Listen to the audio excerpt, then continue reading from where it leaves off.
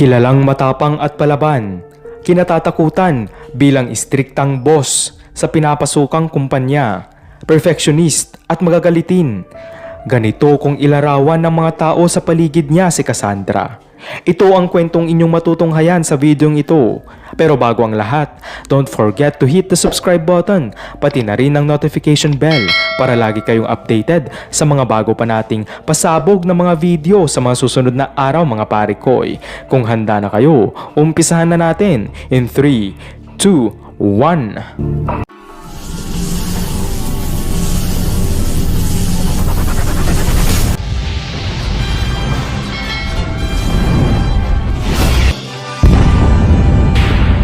Kinasusuklaman ng mga kaopisina, kontrabida kung ituring at madalas ay pagtsismisan ng mga tao si Cassandra. Andyan na ang bruha, sigaw ng isang empleyado, sabay takbo upang maupo sa harap ng kanyang computer. Team, I want you to go to the meeting room right now. Make it fast, this is urgent. Malakas na utos ni Cassandra. At mabilis na sumunod ang mga ito habang ang ilan ay umiirap ng palihim at ang iba naman ay bumubulong na naiinis kay Cassandra. Matapos ang naturang meeting ay dismayadong lumabas ang team na handle ni Cassandra. Wala na tayong ginawang tama, uulitin na naman natin to. Simula nang dumating yung babaeng yan dito sa opisina, puro hirap na ang dinanas natin. Buti pa dati, parelax-relax lang tayo. Palihim na reklamo ng mga empleyado. Lingid sa kanilang kaalaman, ay narinig pala ng sekretarya ni Cassandra ang mga usapan nila tungkol sa kanya. Madalas magalit si Cassandra sa mga kapalpakan ng mga empleyado at hindi niya ito titigilan hanggat hindi nila ginagawa ng maayos ang kanilang trabaho.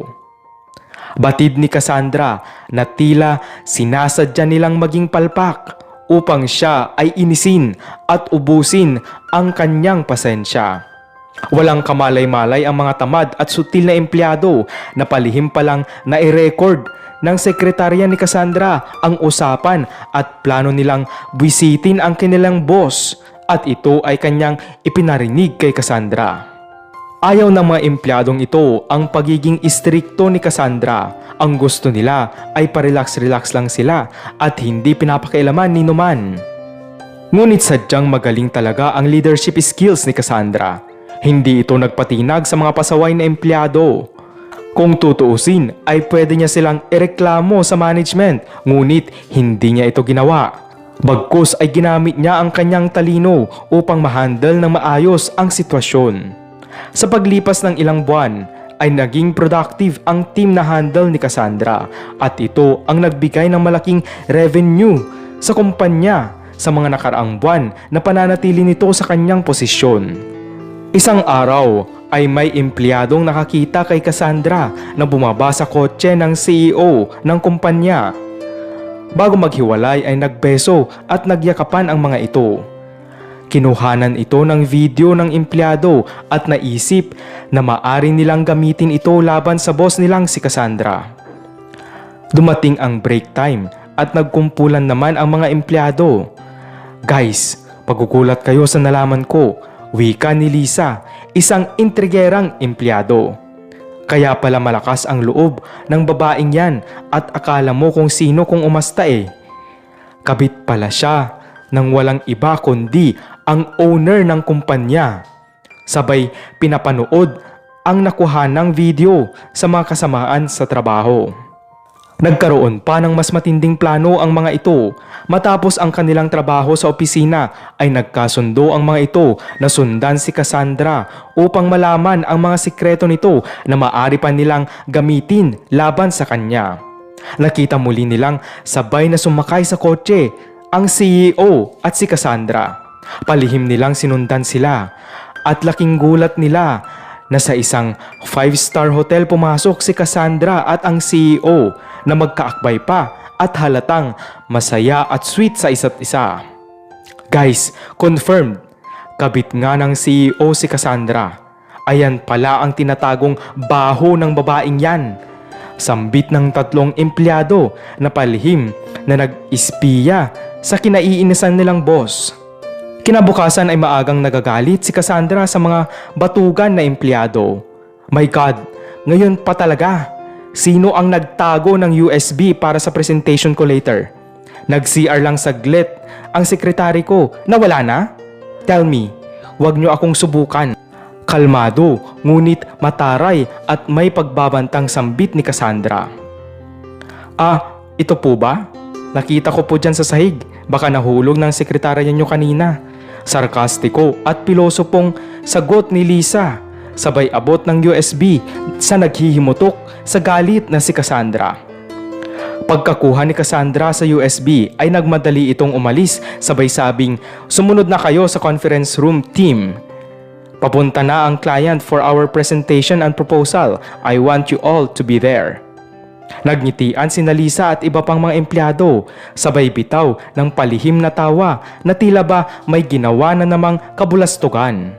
Naging maayos at very impressive ang naging takbo ng presentation ni Cassandra para sa malaking kliyente. Ngunit biglang may lumabas na video matapos magsalita si Cassandra. Tumambad sa harapan ng lahat ang video kung saan nagbeso at nagyakapan si Cassandra at ang CEO. Sa huling bahagi ng video ay magkasama namang pumasok sa 5-star hotel habang magkaakbay si Cassandra at ang CEO. Palihim na nagtawanan si Lisa at iba pang mga empleyado dahil sa isip-isip nila ay ito na ang pinakahihintay nilang pagkapahiya at pagkasira ng reputasyon ni Cassandra. Ngunit taliwas sa inaasahan ay binaliwala lamang ng kliyente ang video. Bagkus ay sinabihan pa niya si Cassandra ng, "I was impressed, Cassandra, and you're really such a sweet young lady, and it's gonna be a deal." Pagkaalis ng kliyente ay napasigaw sa galit si Cassandra. "Who tried to ruin my presentation and humiliate me? Answer me. Who? Kung walang magsasalita, I will fire all of you." Galit na sambit ni Cassandra. Alam ni Cassandra na may masamang balak ang naglagay ng videong iyon sa kanyang presentation. "Ako, bakit?"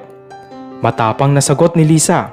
"Di ba totoo namang kalaguyo ka ng CEO kaya ka matapang?" Pasunod namang banat ni Ronnie. "Well, di ka na nahiya. Akala mo kung sino kang malinis, ikirida ka lang naman pala." Mataray ding sumbat ni Jillian. "Enough!" Malakas na sigaw ng CEO. Nakasamang pumasok sa conference room ang asawa nito, na agad namang nilapitan si Cassandra upang yakapin. Laking gulat ng lahat sa nasaksihan. "I am so disappointed and upset. Para sa kaalaman ninyong lahat, if not because of Cassandra ay wala na sana kayong trabaho ngayon." Dismayadong wika ng CEO. "Pinaglaban niya kayo sa board. Nabigyan pa kayo ng chance to prove yourselves. Kayo ang hopeless employees ng kumpanya ko. So, as part of my challenge to Cassandra, ipinahandle ko ang department ninyo sa kanya. And she did so well. Aminin nyo man o hindi, naging productive kayong lahat because of her excellent leadership." Dagdag pa ng CEO. "Lisa, naalala mo ba nung na-ospital ang iyong nanay? Hindi na-approve ang company loan mo dahil kakakuha mo pa lang din ng malaking loan the previous month. Of course, hindi mo alam, pero ako ang nagbayad ng lahat ng bills ninyo sa ospital noon dahil naawa ako sa'yo. Nakiusap ako sa ospital na wag nang ipaalam pa kung sino man ang nagbayad dahil ayokong isipin mo na may utang na loob ka sa akin." Umiiyak na sambit ni Cassandra. "By the way, Cassandra is my youngest and one and only daughter. She is not my mistress." Dagdag pang wika ng CEO. "Oh my goodness, the 5-star hotel video is so funny. Pinuntahan nila ako at ang dalawang kuya ni Cassandra doon for an intimate family dinner dahil we just arrived from a business trip abroad." Patawang paliwanag ng ina ni Cassandra. Sinadya pala nilang hindi ipaalam sa mga empleyado na anak ng CEO si Cassandra upang hindi ito makatanggap ng VIP treatment mula sa kanila. Ipinakilala noon si Cassandra gamit ang apelyido ng kanyang ina upang hindi nila mahalata na ito ay ang anak ng CEO. Pinauwi ng CEO ang kanyang bunsong anak na si Cassandra matapos itong graduate sa ibang bansa upang itrain na siya sa pag-manage ng kanilang kumpanya. Ang dalawang kuya naman pala ni Cassandra ang nagmamanage din ng iba pang business ng kanilang pamilya. Labis na nagulat ang lahat sa mga revelasyong kanilang nalaman. Nag-iyakan ang mga ito, paiyak at nagmamakaawang humingi ng tawad ang mga empleyado kay Cassandra at sa CEO. Ngunit nagkaroon ng matinding desisyon ang Board of Directors kina Lisa, Ronnie at Jillian. Termination ang kanilang ipinataw sa mga ito dahil sa pagtangka nilang isabotahe ang isang malaking proyekto para lang sirain ang reputasyon ni Cassandra. Salamat muli mga pare ko. Kung nagustuhan nyo ang video ito, wag na kayong mahiya na magbigay ng isang like. At kung bago ka lang sa aking channel, don't forget to hit the subscribe button, pati na rin ang notification bell para lagi kayong updated sa mga bago pa nating pasabog na mga video sa mga susunod na araw mga pare ko. Hanggang sa muli, salamat!